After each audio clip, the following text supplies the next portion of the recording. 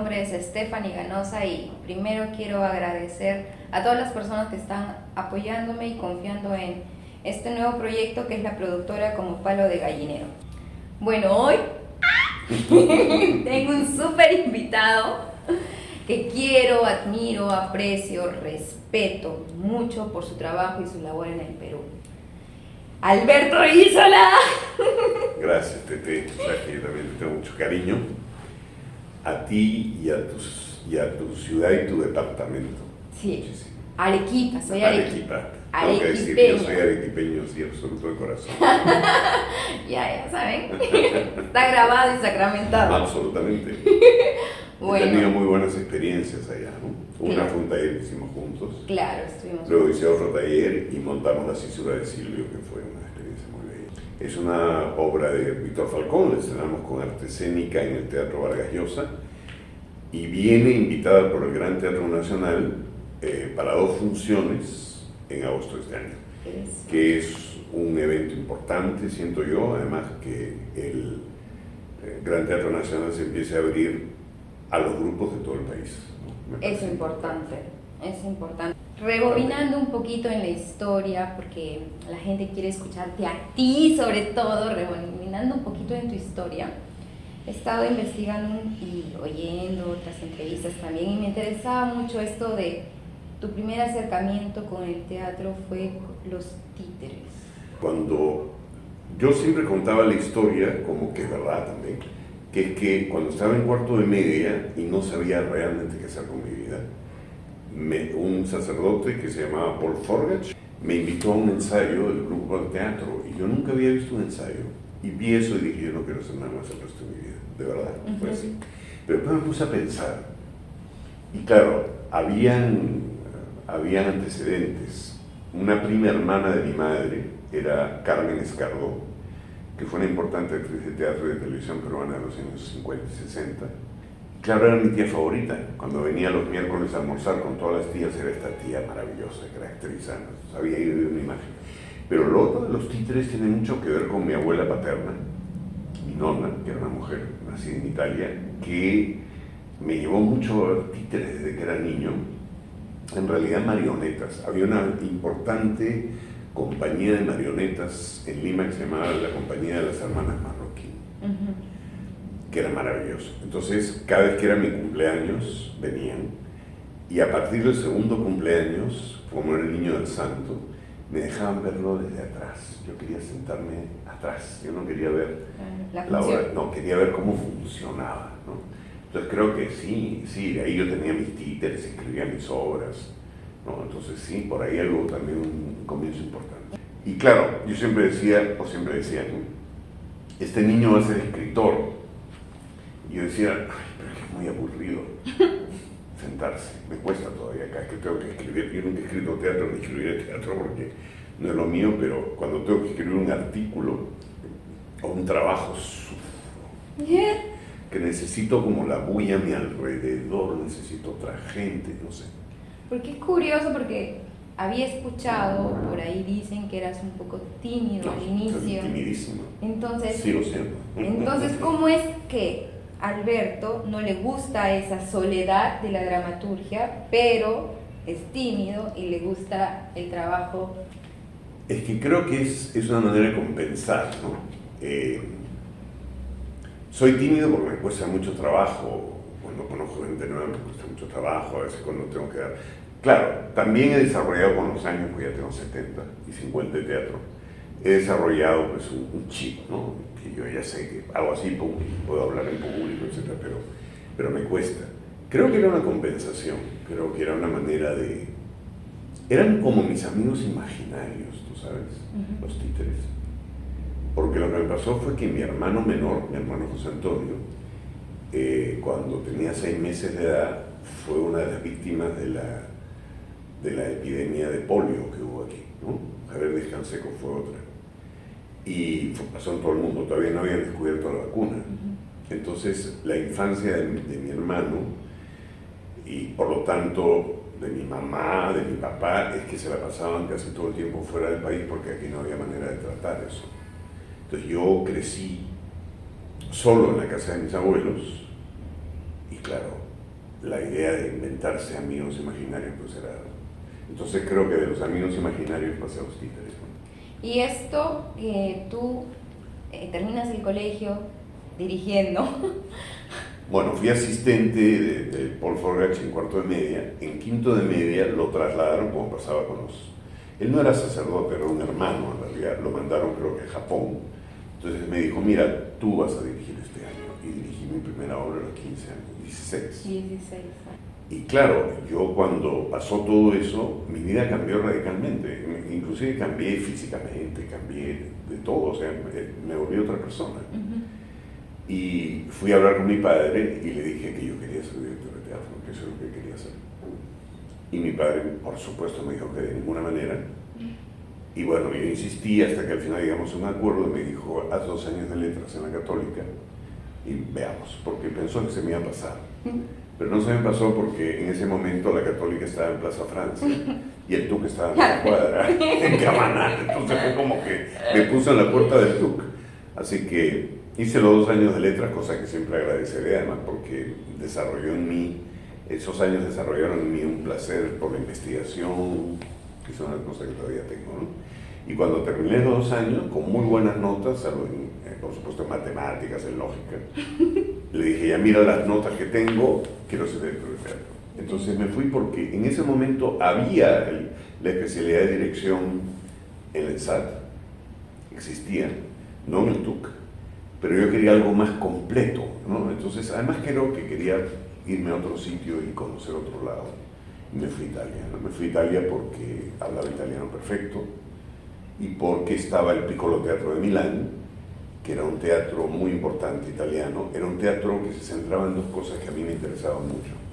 Uno era Brecht y lo otro era la comedia del arte. Entonces, estuve 2 años estudiando ahí. Y luego te fuiste a... Me fui a Londres después porque me gradué y dije, pero si yo tuviera que dirigir actores, no sabría qué decirles. Entonces me fui a una escuela que se llama el Drama Center, que también es una escuela un poco legendaria, que se cerró el año pasado ya definitivamente, donde había mucha concentración sobre todo en Stanislavski. Entonces fue una manera como de complementar mi formación del Piccolo, ¿no? Claro, te escuché decir que al inicio decías, no entiendo de qué va esto, y luego... Es que lo que pasaba con Stanislavski es que, yo me acuerdo cuando estábamos en el TUC, estaba, un actor se prepara, que además es una pésima traducción, o sea, en realidad está llena de... ¿no? Después nos hemos enterado que había que leer el trabajo del actor sobre sí mismo, que es como se llama el libro, ¿no? Que ahora hay una versión muy buena. Pero yo no sabía, o sea, yo decía así, la memoria emotiva, el sin mágico, decía, pero esto cómo se hace. Entonces, en el Drama Center era Stanislavski, pero con la mirada básicamente norteamericana, ¿no? Todo el lado de Strasberg, el lado de Uta Hagen, ¿no? Mi maestra de actuación, Doreen Cannon, había sido alumna de Uta Hagen. Entonces, ahí es donde aprendí prácticamente qué cosa era ser Stanislavski, ¿no? ¿Y regresas? Y me regreso de frente al TUC, donde soy, me parece tan... donde soy Jorge Guerra era director del TUC, de la escuela del TUC, había empezado a ser director de la escuela del TUC a los 22 años y se fue a estudiar fuera, entonces me dijo, te paso la posta aquí, y a los 25 años fui director de la escuela del TUC por 2 años. Y bueno, de ahí ya empezaron otras cosas, ¿no? Pero mi relación con la universidad siempre se mantuvo. Regresé a la universidad cuando se abrió la especialidad de artes escénicas en comunicaciones. Me quedé cuando el TUC se mudó al campus y luego ahora en la Facultad de Artes Escénicas. ¿Sabes? Cuando contaste lo de que tus padres no te dijeron, no, espérate, necesito que estudies una carrera. Sí, bueno, me lo dijeron. A mí también me lo Sí, dijeron. claro, bueno. Es que imagínate, y ahora donde ya hay como opciones más, digamos... Está un poco más visibilizado las sí, artes, el teatro. no me preguntes cómo, pero hay, además de la escuela hay 3 facultades universitarias de artes escénicas. Creo que lo que pasaba con mis padres, mi madre no, porque la familia de mi madre, esto creo que te lo conté alguna vez, el papá de mi mamá es José Antonio, el del Vals de Chabuca Granda, el chalán. Y Chabuca Granda era amiga de mi mamá y de sus hermanos. Mi abuelo tuvo 4 hijas.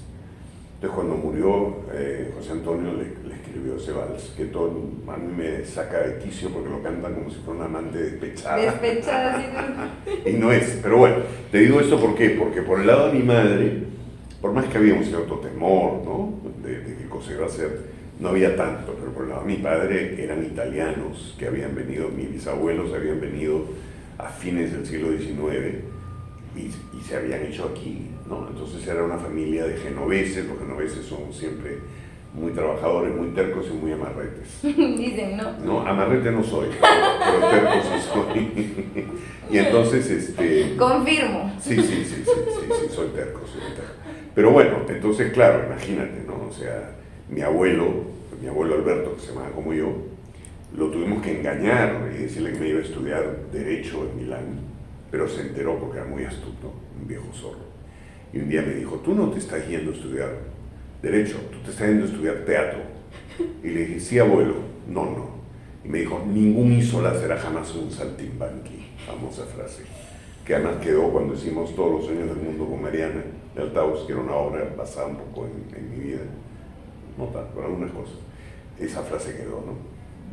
Pero no, después, mira, mi familia, he tenido muchísima suerte, de verdad. En mi caso, estudié otra carrera y me pasó algo parecido a ti de quiero esto para hacer el resto de mi vida. Me metí a un taller de teatro, un curso de teatro extemporáneo y cuando entré llevamos a un pueblo joven, así súper sencillo, una obra de teatro para todos los niños y los niños que era en su mirada habías la ilusión, Sí, claro. cómo habían enganchado con la obra y ya te decían, por favor, regálame esta caja, me la puedo llevamos cajas de utilería, ¿me puedo llevar esta caja, por favor? Traían un papel, fírmamelo. Y yo dije, bueno, yo quiero ver esa ilusión en los rostros, claro, el resto de mi vida. Sí, pues. No el resto es de que mi eso vida. Eso es. Y también me pasó esto, ¿no? Pero yo sí arrugué un poco más porque esperé como que mi abuelo fallezca para decidir. No, pero mira, yo ahora, si yo retrocediera, sí creo, no, yo no hubiera pensado en otra carrera de ninguna manera, pero sí en un acercamiento mucho más práctico frente a las cosas, porque todo era muy idealizado en ese momento, ¿no? Entonces todo el tema de la producción, por ejemplo, era un tema que nadie tocaba, porque se decía, no, pero eso es teatro comercial, ¿no? Y entonces hacíamos teatro y no ganábamos un centavo, etc. Pero sí, yo agradezco los 2 años de letras porque por más que no... Bueno, después he hecho una licenciatura y una maestría en literatura hispanoamericana, he estado haciendo el doctorado, pero calculé que iba terminando como a los 77 años, no tenía mucho sentido.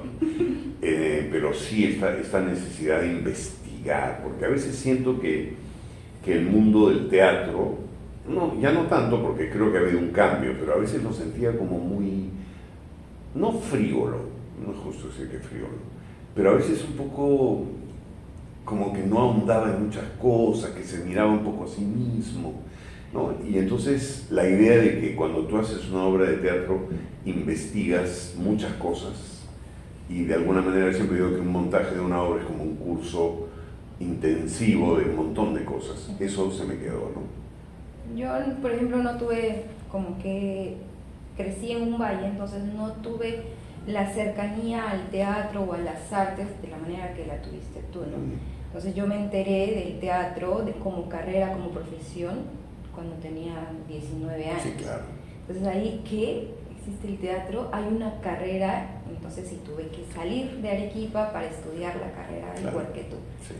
Entonces, desde ese lado empatizo contigo un poco y quisiera saber cuál fue tu vivencia cuando tuviste que salirte del Perú, de la casa de tus abuelos, del calor familiar, e irte a...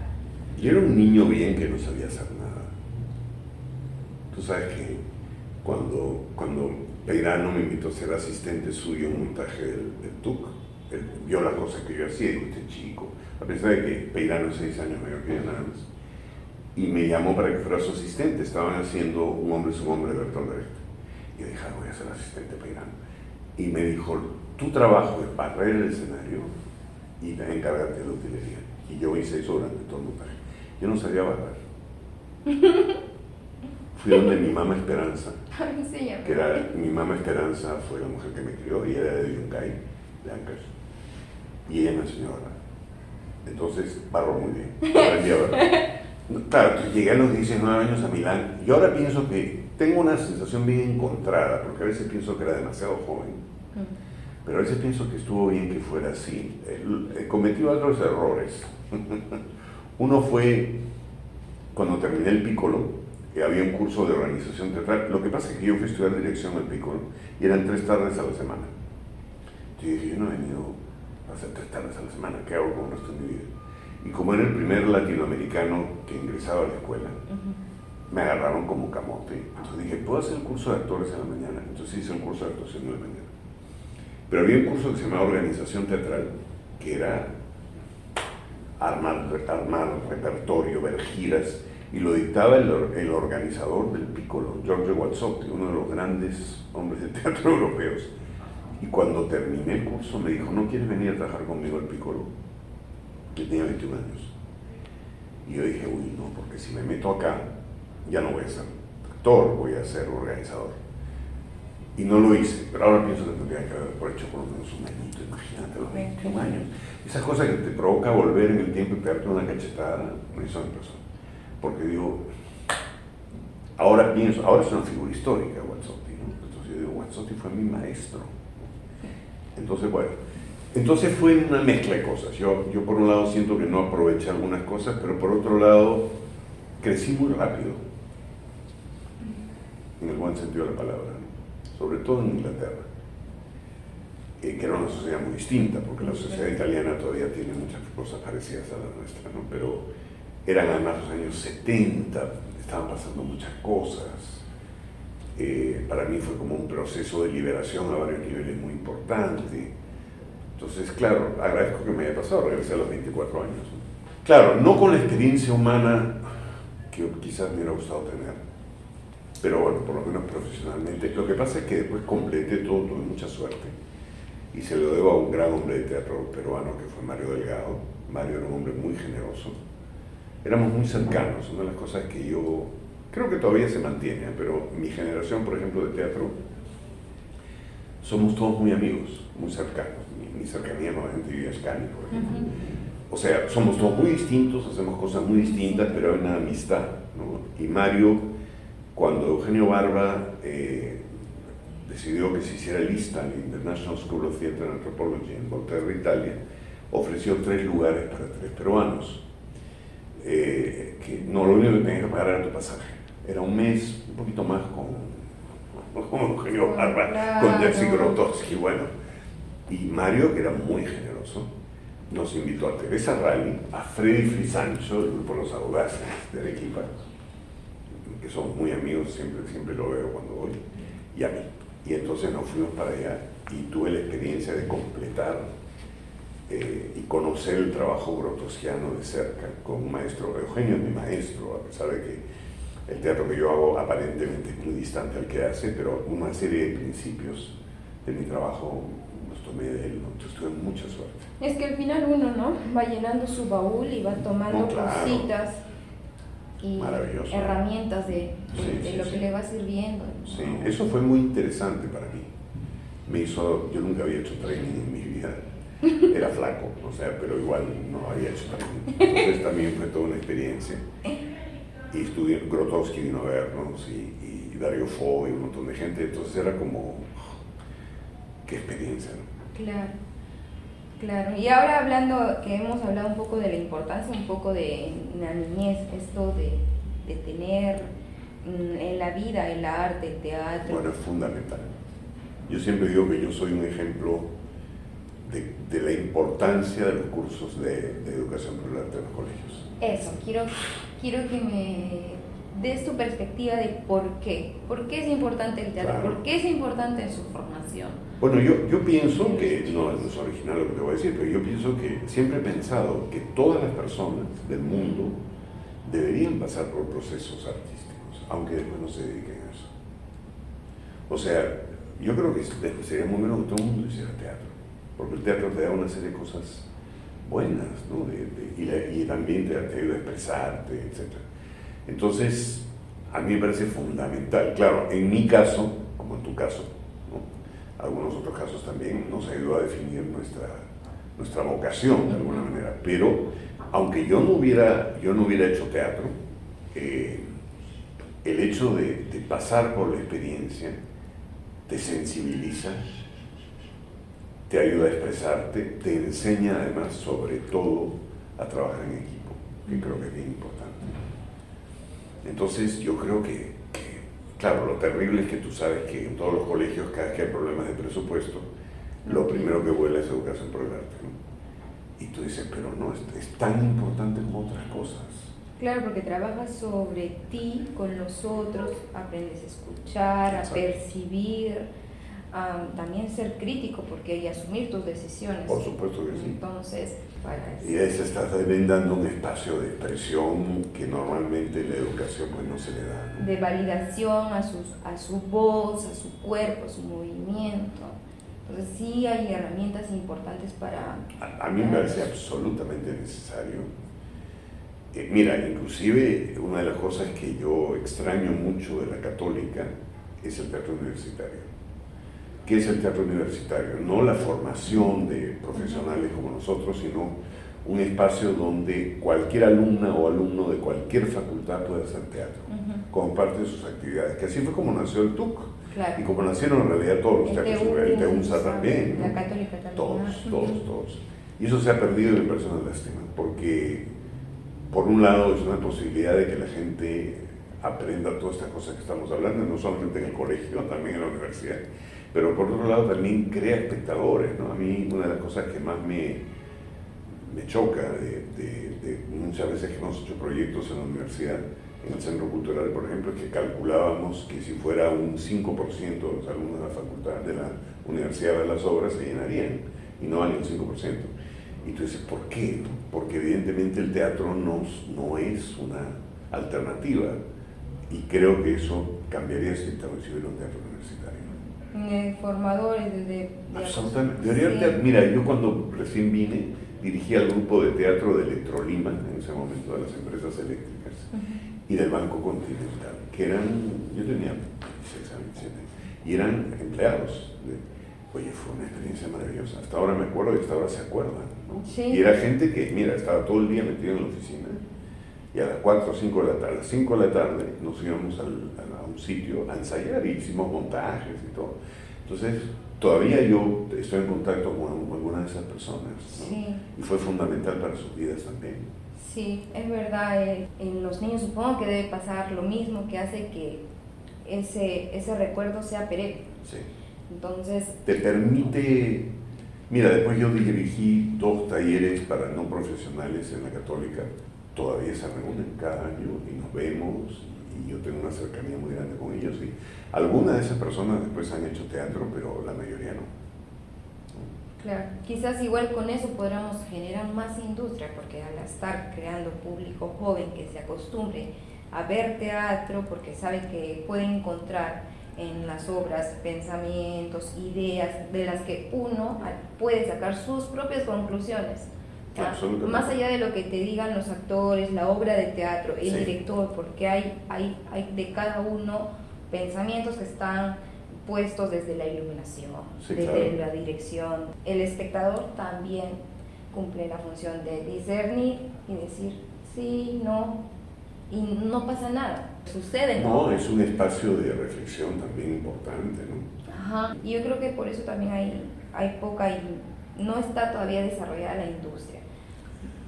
Es verdad, es que claro, porque creo que cuando se habló hace creo que unos 4 o 5 años, un poco más, en un momento empezó a hablarse del boom del teatro, ¿no? Que a mí me da mucha risa y mucha rabia, porque decía, el boom, ¿qué? Porque 1 o 2 teatros, y no todas las obras que hacen esos teatros tienen llenos. Y de un departamento. Y de un departamento. Y de una zona de la ciudad. De una zona de la ciudad. Estamos siendo claros, ¿no? Entonces, claro, yo decía, boom será cuando haya teatro en todos lados, y donde, bueno, no voy a pedir que la sala se llene todas las noches, pero por lo menos haya media sala. Eso va a ser. Lo que creo que todavía falta, y tiene que ver con lo que estamos hablando, creo que el gran problema del teatro peruano en general, es el hecho de que todavía no es una opción para la gran mayoría de gente de este país. O sea, la gente que de repente dice un sábado me voy al cine o me quedo viendo televisión, no ve el teatro como una opción. Y eso creo que es un tema importante. Y eso sucede en parte también por lo que tú dices, por lo que pasa en los colegios y por esta idea de que si tú haces teatro o conoces el teatro, has pasado por la experiencia del teatro, te vuelves también un espectador o una espectadora de teatro, ¿no? Y era justo con lo que te preguntaba, creo que no se dimensiona en su totalidad la importancia de las artes o el teatro en la vida, ¿no? No, sigue habiendo, es que no tenemos política cultural para empezar, tendremos un Ministerio de Cultura, pero la política cultural, creo que quien está haciendo política cultural realmente es el Gran Teatro Nacional. Ahora. No solo por esto de abrirse a otros grupos, sino por una cosa fundamental que tiene, de lo cual yo he participado en 2 ocasiones, que es el programa de formación de públicos. Y se imagina Shakespeare, pero también hicimos la historia del soldado de Stravinsky. Habían dos modalidades, ¿no? Venían los colegios al Gran Teatro Nacional, gratuitamente, te inscribías, y se llevaban los espectáculos al teatro fuera, digamos, de la zona central de Lima. No fuera de Lima, y seguimos siendo centralistas totalmente, pero bueno. Pero fue muy importante, ¿sabes? Yo ahí sentí, porque lo que pasaba con Imagina Shakespeare y lo que pasaba con el soldado, es que después nos sentábamos a hablar con el público. Claro. Y claro, era lindo hablar con los adolescentes, pero lo que pasó fue que Imagina Shakespeare, que tuvo mucho éxito, decidimos en la última función, que era un domingo en la mañana, hacerla para cualquiera. Podía venir quien quisiera y era gratuito. Bueno, la cola daba la vuelta. Ya. Yo estuve en la cola. Bueno, ¿te acuerdas de la conversación? Sí. Muchísima de la gente era la primera vez que veía teatro. Sí. ¿No? Entonces, ¿por qué? Porque evidentemente yo siempre me muevo en taxi porque lo manejo. Y a mí me gusta mucho conversar con los taxistas. A veces me he peleado también por razones políticas sobre todo. Pero la primera pregunta que les hago es si van al teatro. Y la mayoría te dice que no. Y la primera respuesta es porque es muy caro. Y yo digo, no, pero bueno, mira, cuesta tanto. Y después cuando se dan cuenta, y después te empiezas a dar cuenta que la verdadera razón es porque no lo consideran parte de su experiencia. Porque por miles de razones culturales y todo. Entonces es una de las primeras cosas que tenemos que trabajar. Creo que ahorita tú también estás trabajando bastante desde el mismo ángulo del que yo estoy intentando empezar, que es buscar, crear nuevos espacios. Totalmente. En diferentes partes del Perú que hay, solo que todavía estamos tan... Pero hay movimientos muy interesantes y hay grupos muy interesantes que hacen un gran trabajo y creo que también merece que se merece que ese trabajo se les reconozca. Por supuesto que sí. Porque la mayoría de gente de teatro, inclusive de Lima, no sabe qué está pasando en el resto del país, ¿no? Pero el resto del país sí sabe qué está pasando, creo. Pues que así funciona el centralismo, pues. ¿No? Sí. O sea, tú sabes lo que pasa en Lima porque el teatro está en Lima, ¿no? Pero la gente que está haciendo teatro en Lima no sabe lo que está pasando en un montón de lugares donde hay cosas muy interesantes y además grupos que tienen años de experiencia, ¿no? Quisiera preguntarte, ¿qué te ha regalado el teatro? ¿Qué te ha dado? Bueno, en me estos ha dado... 50 años está festejando 50. No me digas, el día que cumplí 70, dije, pero algo está mal acá. No es el lugar donde debería estar. No lo siento, felizmente. A nivel de salud, tampoco, sí, estoy bien. Pero me caí. Y eso sí fue duro, ¿no? Porque fue como, o sea, que los viejitos se caen. Uno decía, bueno, se cayó mi abuelo. Y un día me caí y felizmente no me rompí nada, pero me internaron. Eso fue un poco duro. Mira, me ha dado todo. No solamente una carrera, una manera de ganarme la vida, que he aprendido además con el tiempo, porque al comienzo uno es un poco idealista y creo que después lo que he aprendido, sin perder mis principios, es cómo, ¿no? Tienes que moverte a una serie de niveles para poder vivir del teatro, de la televisión, del cine, o sea que ya no hago eso hace tiempo. Pero me ha dado eso, me ha dado la posibilidad de hacer algo que me gusta, que me interesa, que me hace crecer, que no se acaba. no te jubilas, por lo menos como actor. No, A menos literal. que tengas problemas con la No te memoria, ¿no? jubilas, no te jubilas. No, yo espero seguir manteniendo mi memoria, pero también me da una manera de relacionarme con los demás, volviendo a la timidez, ¿no? No solamente con las demás personas con las que trabajas, sino la manera que tú le llegas. O sea, a mí me impresiona cómo tú puedes tocar la vida de otras personas que nunca vas a conocer.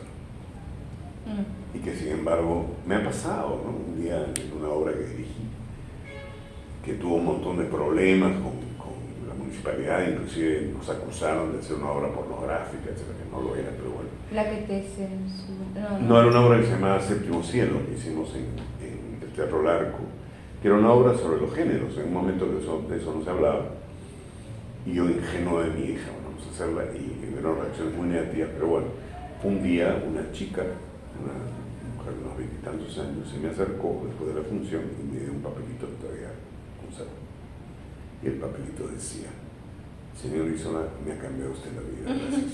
Y entonces esas cosas tú dices, yo no sé quién es, nunca más la vi, pero vino un día a ver la obra de teatro, y la obra de teatro debe haber tocado algo en ella, y eso me parece, a mí eso me parece un privilegio y también una responsabilidad.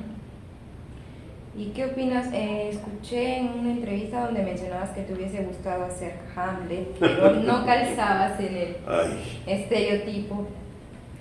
No, yo creo que ha pasado cosas muy sanas, ¿no? Con eso, me parece buenísimo. Toda esta ruptura y todo este cuestionamiento profundo de los paradigmas de ciertas cosas, ¿no? Y eso yo lo saludo entusiastamente. Creo, sin embargo, también que a veces nos vamos al otro lado con demasiada literalidad, ¿no? Eso de decir, tienes que ser homosexual para ser personaje homosexual, tienes que hacer...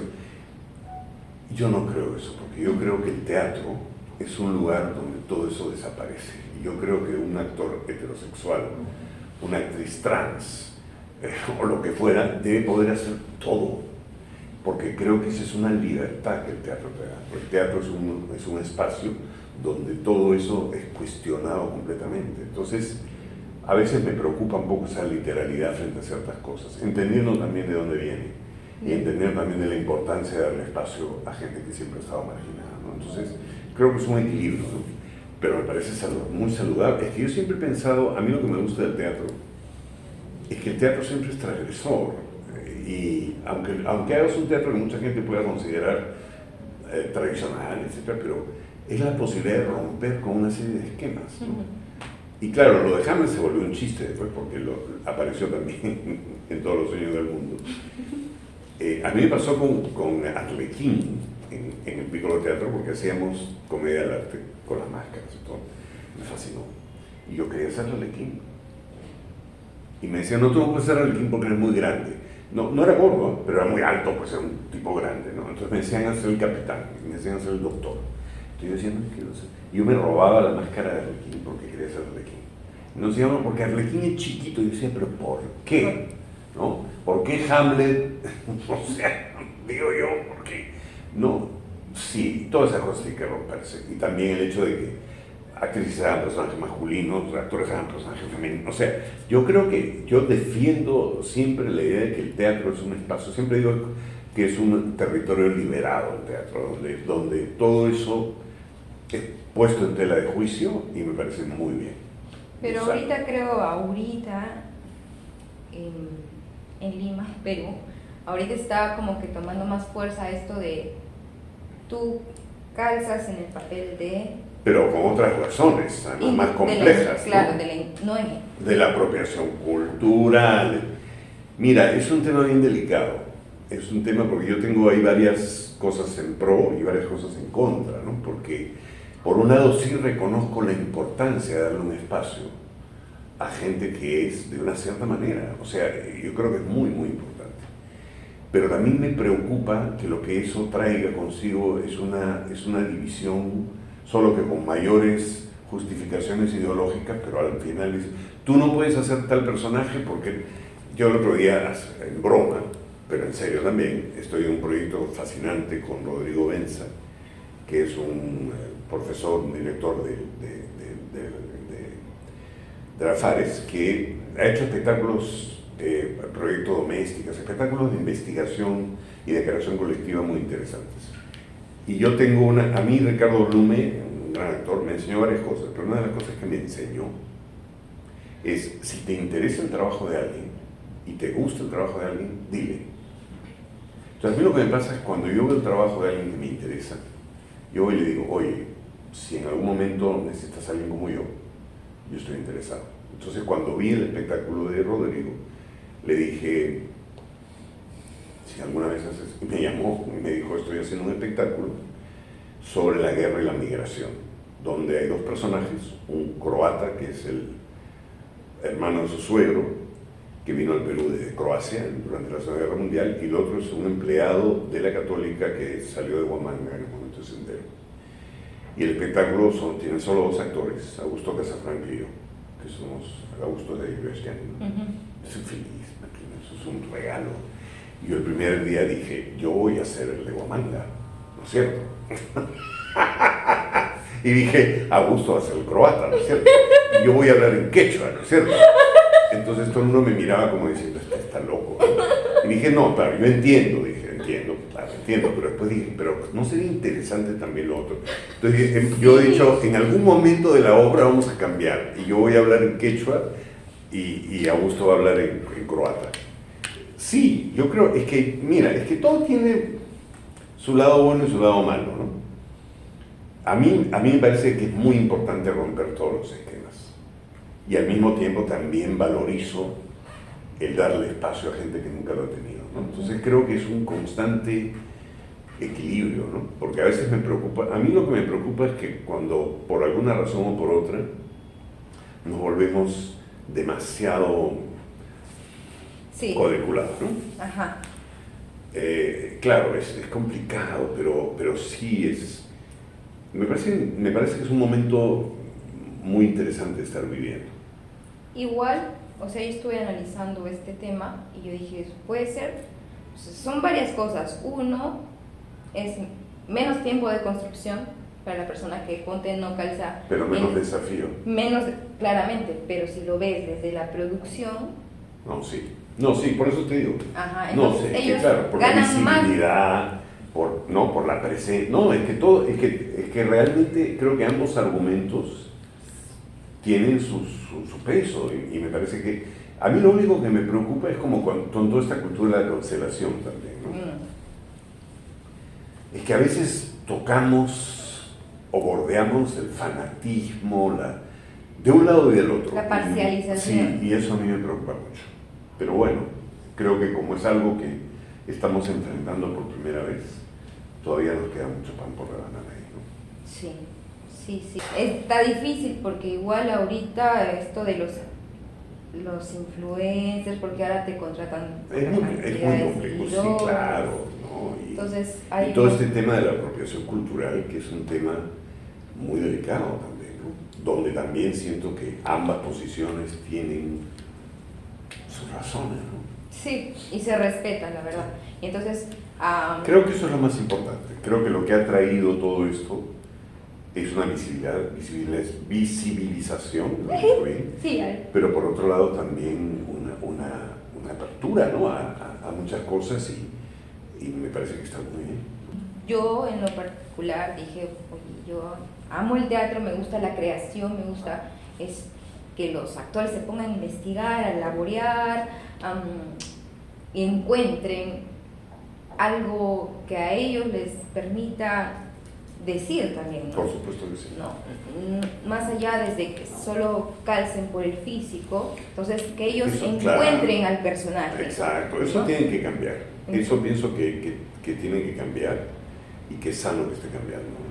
Entonces, por esa razón, decidí también hacer la productora, porque mi intención es por ahí enfocar el trabajo de las obras que se pueda producir, que va a producir, afirmación, que va a producir como Palo de Gallinero, y la descentralización, y también tocar más eso de los colegios, ¿no?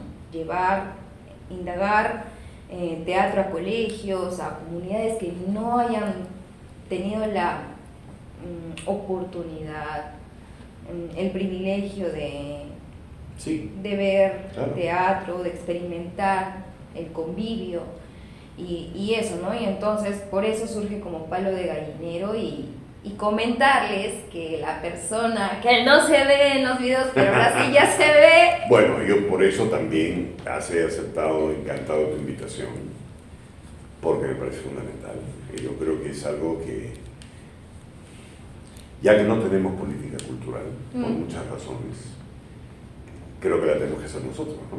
Sí, o sea, a veces no puedo, ya hace como 2 años dije, no puedo quedarme esperando a que me llamen para actuar o... No, eso, mira, yo creo que eso es un tema, nosotros por ejemplo en la facultad, ya hace tiempo que lo tratamos, eso es una idea que hay que cambiar radicalmente.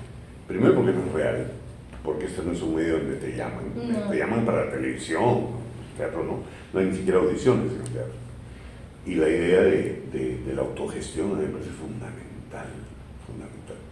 Nosotros cuando empezamos, toda la época de los grupos en los años 70, sabíamos cero de autogestión y hemos aprendido sobre la marcha y creo que hubiéramos ganado muchísimo si hubiéramos sabido un poco más. Un poco más. Sí, sí. Y cuando siempre estoy en cursos de gestión o cosas así, o de coach de actores, dicen, no te preocupes si no te llaman, no eres, es porque no les interesa tu perfil. Entonces por eso nació como palo de gallinero, sobre todo por eso y por descentralizar, porque yo tuve que salir de mi tierra. Claro. Pero tú sabes la historia de cómo empezó lo de Teatret. No.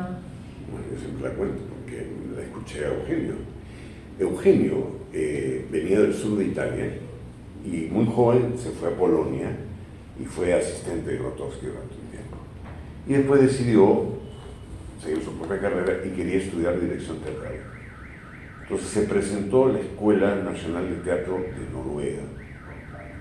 No lo aceptaron.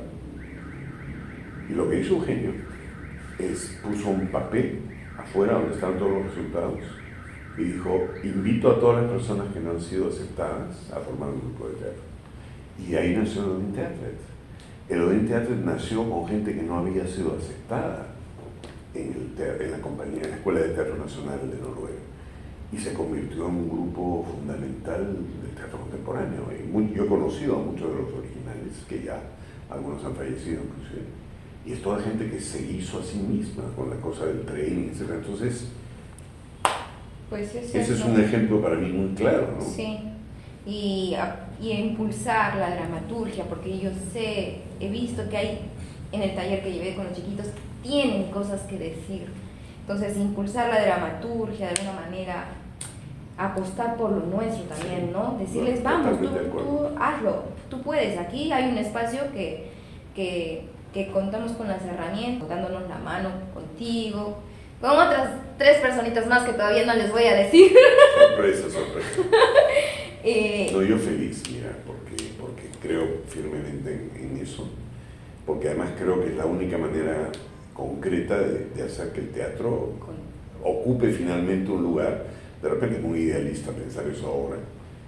No, a mí una de las cosas que siempre me ha sorprendido positivamente, lo conoces porque tú acabas de estar de Argentina, es que a pesar de la crisis económica, a pesar de todo, el teatro sigue siendo una opción, ¿verdad? Sí. La gente va al teatro. Bueno, pero mira, el Teatro San Martín de Buenos Aires, que es el teatro de la Municipalidad de Buenos Aires, de la Gobernación de Buenos Aires, tiene 3 salas. Y la última vez que estuve, que fue cuando te vi, no ha sido antes. Bueno, habían 3 obras, las 3 obras eran de autores argentinos, y no había una sola entrada. Claro, las entradas son más baratas, porque no me importa. Y diferentes estilos, porque estaba Lola. Estaba Lola Arias con Campo Minado, estaba Cartoon con La Virgen Cómica y estaba Piel de Lava con Petróleo, que no pude ver, la única no pude ver. Que tú dices, bueno, y estaba repleto. Entonces, eso no es porque la gente dice, no, pero es que ellos tienen otra cultura. No, también tiene que ver con la historia del país, con la historia de esa clase media, etc. Pero el teatro es una opción para la gente. Entonces tú sabes, un fin de semana cuántos montajes hay, hasta la 1 de la mañana. Sí, ¿no? normal, sí, es verdad. Y hay gente, yo creo que lo que ha pasado en el Río de la Plata, porque en Montevideo es igual, tiene que ver con, es cierto, con condiciones históricas muy particulares, pero con una política cultural muy clara. Entonces, para la gente el teatro es una opción. O sea, el fin de semana ir al teatro es una alternativa. Pero a mí eso siempre me ha impresionado muchísimo, que el teatro y que las obras que más éxito tenían, además de los musicales que siempre tienen éxito en todos lados, eran obras argentinas. Terrenal, por ejemplo, de Mauricio Cartún, yo la vi 2 veces. Es una obra que ha estado, ¿qué? 10 años en cartelera. O sea, yendo y viniendo, ¿no? Eso es sorprendente también, las obras. ¡Guau! Bueno, pero también acuérdate que, claro, pero a veces las hacen un día a la semana, 2 días a la semana. Bueno, Terrenal sí la hacían 3 días a la semana, pero han parado, han vuelto a hacerla. Y es una obra maravillosa. A mí me encantó verla, pero no es precisamente una obra que tú considerarías teatro fácil o teatro de puro entretenimiento, que también es importante. Que hay no, también. También está muy bien que haya, pero es un teatro. Ahora, la reacción del público era alucinante, ¿no? El nivel de compromiso, de identificación con lo que veían. Bueno. La primera vez que vine a verte, porque yo era muy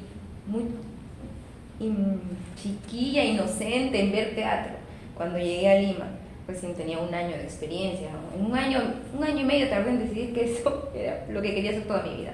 Entonces voy a ver una obra de teatro en el Británico y la gente, la actriz le decía: párense, vengan a marchar con nosotros, decía.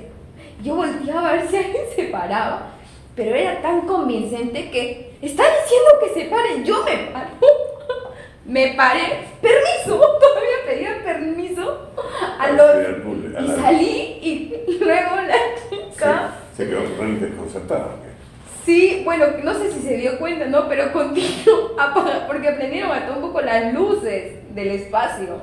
Entonces, apagaron las luces, yo me quedé en las gradas y me tuve que sentar en las graditas. Pero bueno, igual eso es una experiencia que siempre la voy a recordar y dije, ok, no hagas caso a todo lo que te dicen ahí. A veces pasa, ¿no? Sí. O para un lado o para el otro, ¿no? A veces nadie reacciona y a veces la gente reacciona y no es lo que realmente estás esperando, ¿no? Yo sí me iba a ir a marchar con ella si me dejaba, pero era la única que se paró. Y decía, ¿por qué no se paran? Igual era nueva viendo, era nueva. Y bueno, para terminar la entrevista y terminarlos de comentar, Alberto es el director de la obra ganadora de Escritos para ser vistos, del papel al teatro. Así es un honor hacer eso. Sí, para mí, te agradezco mucho. Un honor para mí que No, a mí me parece también. una experiencia importantísima. Así que... La intención de la obra ganadora es llevarla a diferentes partes del Perú, Trujillo, Arequipa, que esté en Lima también, y con miras a Huancayo, porque por ahí poquito a poquito empezar a llevar y traer y compartir y saber que hay en otras partes del Perú también se hace teatro, también quieren ver y quizás ahí conectar, Claro. Buscar puntos de conexión. Hay un grupo muy importante ahí, ¿no? Ajá. Es una barricada. Puntos de conexión entre el Perú y el arte y el teatro y promover. Estoy feliz de ser parte, te agradezco. Además que hayas tenido la paciencia, porque saben, mis tiempos son un poquito complicados, pero sí me interesa mucho porque es parte de... Yo estoy también, el proceso con arte escénica fue el primero y voy a seguir con Olmo, que cumplió 42 años de teatro este año, el año pasado, tiene 43 este año, y voy a dirigir una obra ahí porque también es importante. Imagínense un grupo que tiene 42 años de existencia. Guas, lo que me queda. Está bien, está bien. Cuidado que se pasa rápido. ¿Sí? Un poquito. De repente tiene 70 años y me dicen, 50 años de teatro. Entonces yo... A mí me dijeron cuando ingresé al Drama Center, yo tenía 21 años, me dijeron, usted es un poco mayor para estar aquí. 21 años. Yo también empecé más o menos a esa edad porque estudiaba otra carrera. Claro, que mis compañeros En dirección no, pero antes tenía 18 años. Sí, sí, sí. Para cerrar la entrevista quisiera que te dirijas a personas que están ahí en la duda de estudiar o no teatro, o que no lo ven como una profesión, o a todos esos jóvenes actores, jóvenes directores, jóvenes dramaturgos, que tienen esa llamita en su corazón, pero a veces la sociedad, el contexto... Sí, bueno. Siento que por supuesto es una opción profesional muy importante, muy seria. Y creo que a pesar de que, a diferencia de cuando yo empecé, hay una visión, digamos, mucho más abierta, mucho más permisiva frente a ciertas cosas, todavía hay como mucha desconfianza, ¿no? Mira, yo creo que lo que pasa con el teatro es lo mismo que pasa en realidad con cualquier profesión en este momento. Tienes que tener la capacidad. Primero, creo que siempre decía,